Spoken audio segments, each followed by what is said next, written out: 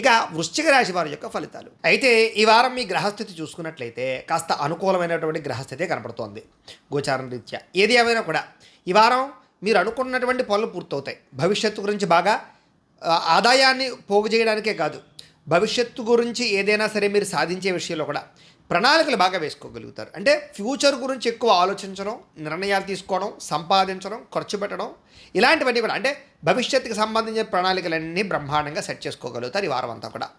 అలాగే ముఖ్యమైనటువంటి వస్తువులు కానీ, వాహనాలు కానీ, యంత్ర పరికరాలు కానీ, ఆన్లైన్ షాపింగ్లు కానీ, గృహోపకరణ వస్తువులు కానీ, ఇలాంటివన్నీ కూడా మీరు కొనుగోలు చేసుకోవడానికి ఈ వారం చాలా బ్రహ్మాండంగా కలిసి వస్తుంది.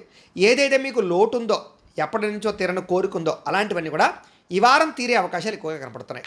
అలాగే ఏదైనా పెద్ద పెద్ద ఫ్యాక్టరీలు పెట్టడానికో, ఇండస్ట్రీలు పెట్టడానికో, వ్యాపారాలు చేయడానికో, ఇల్లు కట్టడానికో, వాహనం కొనడానికో, అప్పులు చేయాలనుకున్న బ్యాంకు రుణాల కోసం ప్రయత్నం చేసినా, బయట రుణాల కోసం ప్రయత్నం చేసినా కూడా మీకు ఈజీగా రుణాలు మంజూరు అయ్యే అవకాశాలు కనపడుతున్నాయి.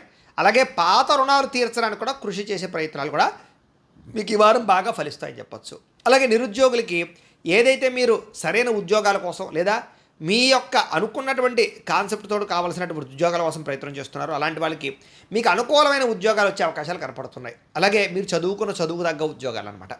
అలాగే ప్రభుత్వ ప్రైవేట్ రంగానికి సంబంధించినటువంటి ఉద్యోగస్తులకి ఇప్పటిదాకా ఉన్న సమస్యలు కానీ, ఒత్తిడులు కానీ, ఇలాంటి వాటి నుంచి బయటపడేటటువంటి అవకాశాలు మీకు రాబోతున్నాయని చెప్పచ్చు. అలాగే ప్రైవేట్ ఉద్యోగస్తులు కూడా తోటి ఉద్యోగస్తులతో సఖ్యత పెరగడము లేదా చక్కగా కలుపుకొని పని చేసుకోవడంతో పాటుగా పనితీరు బ్రహ్మాండంగా